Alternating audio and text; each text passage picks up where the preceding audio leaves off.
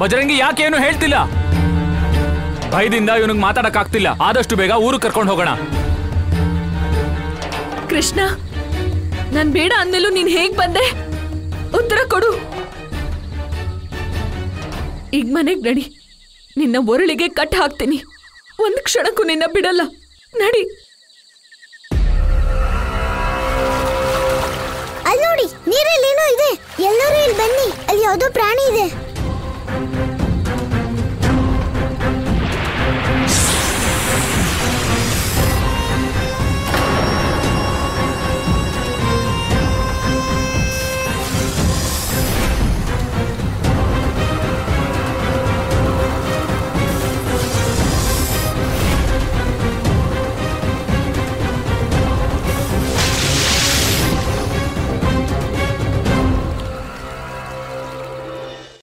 ಶತ್ರುಗಳ ಅವಶ್ಯಕತೆ ಬೇಕಾಗಿದೆ. ಮುಂದೇನಾಯಿತು ಕೇಶಿನಿ? ನನ್ನ ಉತ್ಸುಕತೆ ಹೆಚ್ಚಾಗುತ್ತಲಿದೆ. ಮುಂದೇನಾಯಿತು? ಸ್ವತಃ ನೋಡಿರಿ ಮಹಾರಾಜ. ಪ್ರತ್ಯಕ್ಷದರ್ಶಿಗೆ ಮಾರ್ಗದರ್ಶಿಯ ಅವಶ್ಯಕತೆ ಏನು? ನಿಲ್ಲು ಕಾಲನೇಮಿ. ನನ್ನನ್ನು ಕೊಲ್ಲುವ ಕನಸು ಕಾಣಬೇಡ. ನಾನು ದೇವತೆ. ದೇವತೆ ದೇವತೆಗಳು ಮೃತ್ಯುವನ್ನು ಮೀರಿರುತ್ತಾರೆ. ನನ್ನನ್ನು ಮುಕ್ತಿಗೊಳಿಸು. ಹೋಗಲು ಬಿಡು. ಯಾವ ಕಾರ್ಯವನ್ನು ಬ್ರಹ್ಮನು ನನಗೆ ನೀಡಿದ್ದಾನೋ ಅದನ್ನು ಮಾಡಲು ನನ್ನನ್ನು ಮುಕ್ತಿಗೊಳಿಸು. ಯಾವ ಬ್ರಹ್ಮದೇವನ ಬಗ್ಗೆ ಹೇಳುತ್ತಿರುವೆ ನೀನು? ಅವನ ಇರುವನ್ನೇ ನಾನು ಸ್ವೀಕರಿಸುವುದಿಲ್ಲ. ಮತ್ತು ಲಕ್ಷ್ಯಗೊಟ್ಟು ಕೇಳು, ಅವನು ನನಗೆಂದು ಮಹತ್ವಪೂರ್ಣನಲ್ಲ. ನೀನು ಕೂಡ. ಈ ಸಮಯ ನನಗೆ ಮಹತ್ವಪೂರ್ಣವು ಕೇವಲ ನಿನ್ನ ಶಿರ. ಅದನ್ನು ದೇಹದಿಂದ ಬೇರೆ ಮಾಡಬೇಕಷ್ಟೇ. ಹೇ ಪ್ರಭು, ಕಾಪಾಡಿ ಪ್ರಭು, ಕಾಪಾಡಿ, ಕಾಪಾಡಿ ಪ್ರಭು. ಈಗ ಕೈ ಮುಗಿಯುವೆಯಾ? ಕಳಂಕ ನೀನು ಈ ಎಲ್ಲ ದೇವತೆಗಳಿಗೆ. ನಿನ್ನಂತಹ ಅಹಂಕಾರಿಗೆ ಜೀವಂತವಿರುವ ಯಾವ ಅಧಿಕಾರವೂ ಇಲ್ಲ. ಅದಕ್ಕಾಗಿ ನೀನು ಆಲಂಗಿಸಿರುವೆ ನಿನ್ನ ಮೃತ್ಯುವನ್ನು. ನನ್ನ ಪ್ರಭು ಶ್ರೀ ವಿಷ್ಣು, ಶ್ರೀ ವಿಷ್ಣು, ರಕ್ಷೆ ನೀಡಿ, ರಕ್ಷೆ ನೀಡಿ ಪ್ರಭು. ಯಾರ ಪ್ರಾರ್ಥನೆ ಮಾಡುವೆಯೋ ಮಾಡಿಕೋ. ಇಂದು ಕಾಲನೇಮಿಯ ಕೋಪದಿಂದ ನಿನ್ನನ್ನು ಯಾರು ರಕ್ಷಿಸಲಾರರು. ನಿಲ್ಲು ಕಾಲನೇಮಿ.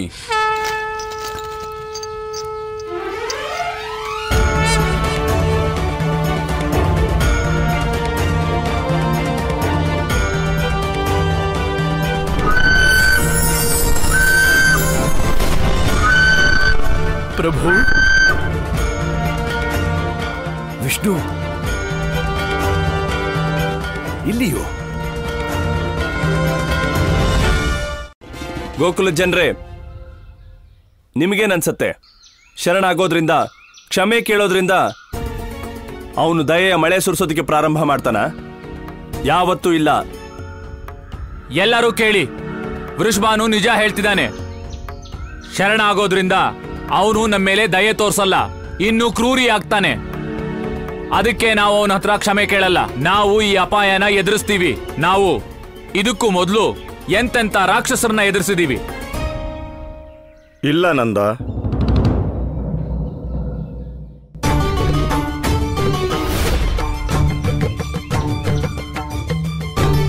ಗುರುದೇವ, ಗುರುದೇವ, ನೀವು ಅವನನ್ನು ಎದುರಿಸಲಾಗುವುದಿಲ್ಲ.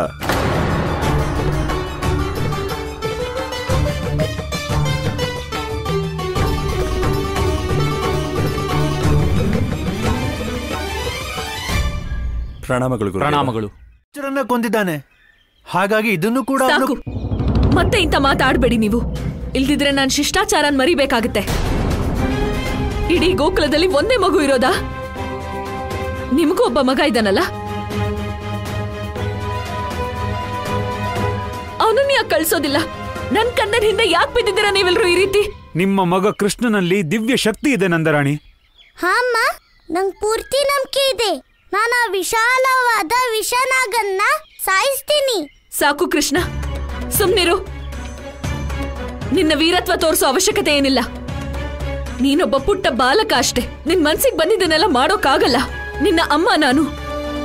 ಮತ್ತೆ ನೀನ್ ಏನ್ ಮಾಡ್ಬೇಕು ಏನ್ ಮಾಡ್ಬಾರ್ದು ಅಂತ ನಾನ್ ನಿನಗೆ ಹೇಳ್ತೀನಿ. ಮನೆಗ್ ನಡಿ. ಅಮ್ಮ,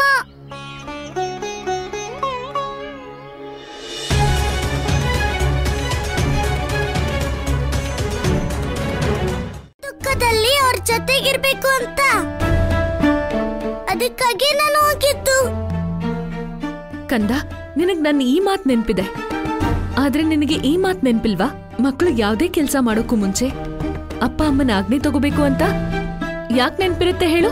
ಈಗಂತೂ ನೀನ್ ಮುಗ್ಧ ಬಾಲಕ ಅಲ್ವಲ್ಲ, ಈಗ ನೀನ್ ದೊಡ್ಡೋನಾಗಿದ್ಯಾ ಅಲ್ವಾ?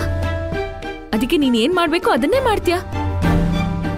ಆದ್ರೆ ನನ್ ಒಂದ್ ಮಾತ್ ನೆನ್ಪಿಟ್ಕೊ, ನಾನ್ ಬದುಕಿರೋವರೆಗೂ ಅಂಥ ಅಪಾಯ ಇರೋ ಜಾಗಕ್ಕೆ ನಿನ್ನ ಯಾವತ್ತೂ ಹೋಗಕ್ ಬಿಡಲ್ಲ. ಮತ್ತೆ ನೀನೇನಾದ್ರೂ ಹೋದ್ರೆ ಆಗ ನೋಡು ನೀನು. ಆದ್ರೆ ಅಮ್ಮ ನನ್ ಮಾತಾದ್ರೂ ಕೇಳು. ಇಲ್ಲ ಕಂದ, ನೀನ್ ಯಾವಾಗ್ಲೂ ಹೀಗೆ ಮಾಡ್ತೀಯ. ಸಮಾಜ ಜಗತ್ತು ಎಲ್ಲ ನಿನ್ ಪಾಲಕ್ ತುಂಬಾ ಮುಖ್ಯ, ಆದ್ರೆ ಅಮ್ಮನ್ ಮಾತಿಗೆ ಯಾವ ಬೆಲೆನೂ ಇಲ್ಲ. ಆದ್ರೆ ಇವತ್ ಒಂದ್ ಮಾತನ್ನ ಸರಿಯಾಗಿ ತಿಳ್ಕೊ. ಇವತ್ತಿನ ನಂತರ ಅಮ್ಮನ ಆಜ್ಞೆ ಇಲ್ದೆ ನೀನ್ ಈ ಕೋಣೆಯಿಂದ ಹೊರಗೆ ಹೋದ್ರೆ ಆಗ ನಿನ್ನ ಅಮ್ಮನ ನಿರ್ಜೀವ ಮುಖ ನೋಡ್ತೀಯ. ಅಮ್ಮ ನನ್ ಮಾತ್ ಕೇಳು. ಅಮ್ಮ ಇದಾನೆ.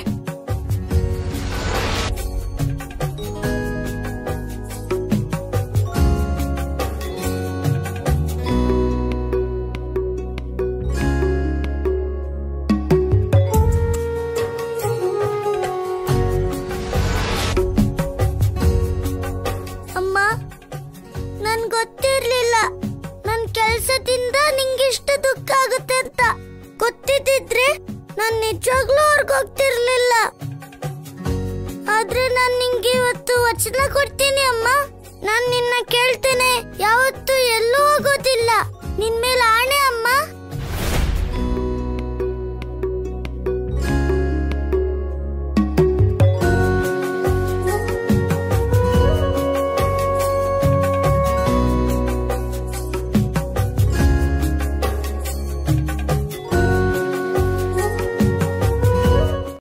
ಮುತ್ತು ಇದೆ. ಶಬ್ದ ಕುಬೇರ, ಶಬ್ದಗಳ ಮುದ್ರಿಕೆ ಮಾಡಿ ಅದನ್ನು ತೊಡಿಸುವುದನ್ನು ನಿನ್ನಿಂದಲೇ ಕಲಿಯಬೇಕು. ಹೋಗಿಬಿಡು ಇಲ್ಲಿಂದ ವಿಷ್ಣು. ನನಗೆ ವಿಜಯದ ಆನಂದ ಅನುಭವಿಸಲು ಬಿಡು. ನನ್ನಿಂದಾಗುವ ಪ್ರಯೋಜನವನ್ನು ಅರಿಯದೆಯೇ ಹೋಗಲು ಹೇಳುತ್ತಿರುವೆಯಾ? ಯಾವ ಪ್ರಯೋಜನ? ಲಾಭವಾಗಲಿದೆ.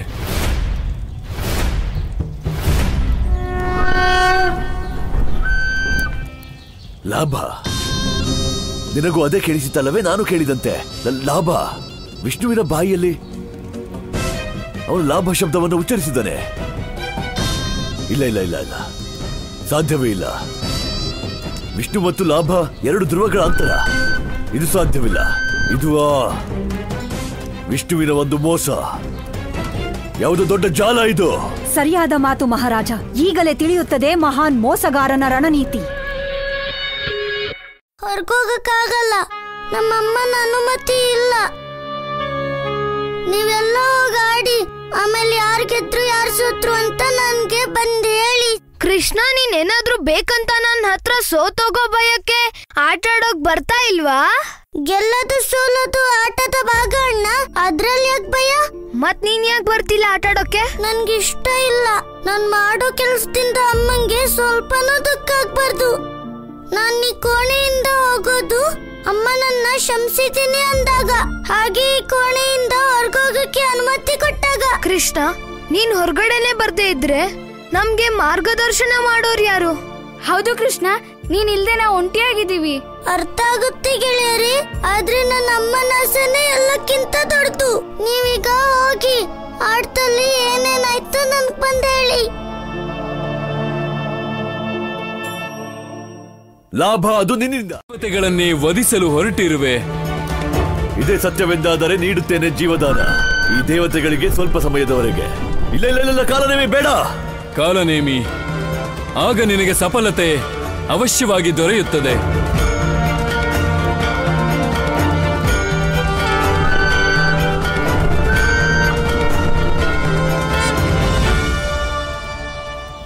ಬದುಕಿದೆ ಇಂದ್ರ.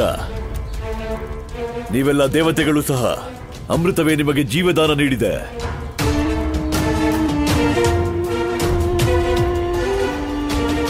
ಆದರೆ ಸಾಗರ ಮಂಥನದ ಬಳಿಕ ಬರುತ್ತೇನೆ. ನನ್ನ ಗುರಿ ಪೂರ್ತಿಯಾಗುತ್ತದೆ. ನಿಲ್ಲು ನಿಲ್ಲು, ಕಾಲ್ನೇಮಿ ಇಲ್ಲ. ಕೊನೆಗೂ ಮೋಸ ಮಾಡಿದ ಆ ವಿಷ್ಣು ಈ ಗುಣ ಗುಣವೂ ಇದೆಯಲ್ಲ, ಅದು ಕರುಣೆ, ದಯೆಯ ಶಿಕ್ಷಣ ನೀಡುತ್ತದೆ. ದೇವರ್ಷಿಯ ಹೃದಯದಲ್ಲಿ ಪ್ರತಿಯೊಂದು ಜೀವಿಯ ಬಗ್ಗೆ ಕರುಣೆಯೇ ಇದೆ. ಆ ಅಸಂಖ್ಯ ನಿರ್ದೋಷಿ ಗೋಕುಲವಾಸಿಗಳಿಗಾಗಿ, ಅವರ ಸಂಕಷ್ಟಕ್ಕಾಗಿ ದೇವರ್ಷಿಯು ಚಿಂತಿತರಾಗುವುದು ಸ್ವಾಭಾವಿಕ ಪ್ರಭು.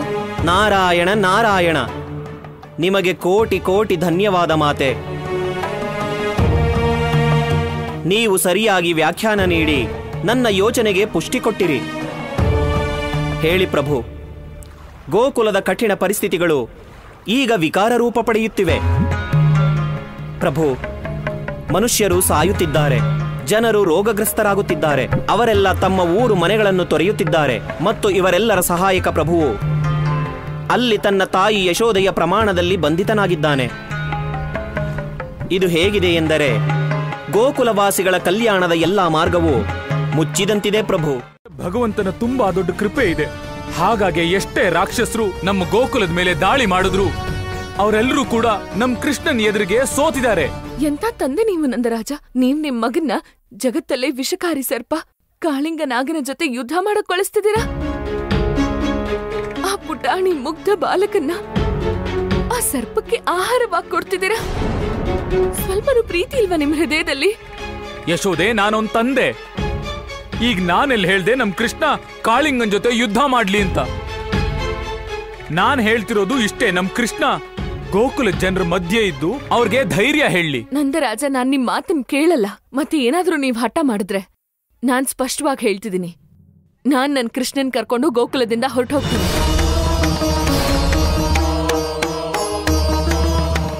ಯಶೋದೆ, ಯಶೋದೆ,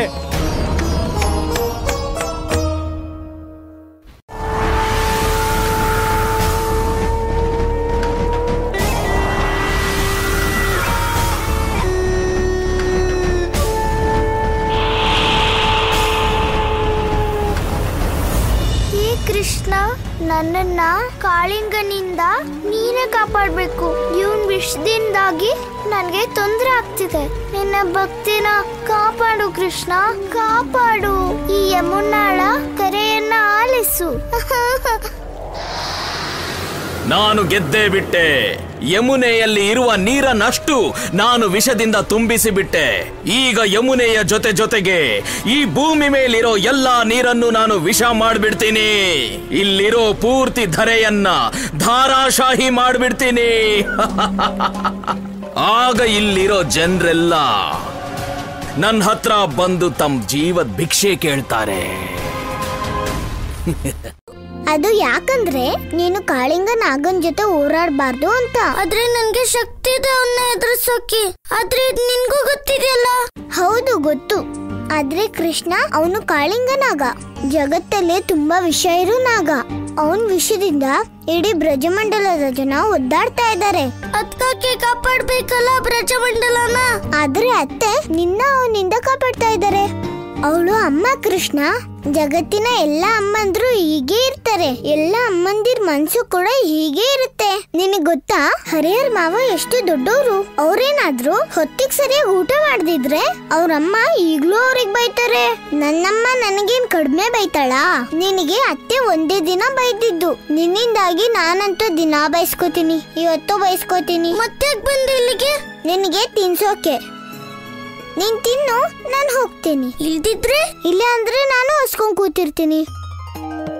ಮಾಡುವಾಗ ಇವತ್ತು ಅಮ್ಮ ಇಲ್ದಿದ್ರೆ ಏನಾಯ್ತು? ನಾನಿದ್ದೀನಲ್ಲ, ನಿನ್ ಮುಂದೆ ಕೂತ್ಕೋತೀನಿ. ತಿನ್ನು. ಬರೀ ನನ್ ಮುಂದೆ ಕೂತ್ಕೊಳ್ಳೋದಲ್ಲ, ನನ್ ಜೊತೆ ತಿಂದ್ರೆ ನಾನು ತಿಂತೀನಿ. ಸರಿ, ಈಗ ನೀನು ತುಂಬಾ ತಡ ಮಾಡಬೇಡ. ಹಸಿವು ತಡಿಯಕ್ಕಾಗ್ತಿಲ್ಲ. ಸರಿ ರಾಧೆ, ಬಾ ತಿನ್ನೋಣ.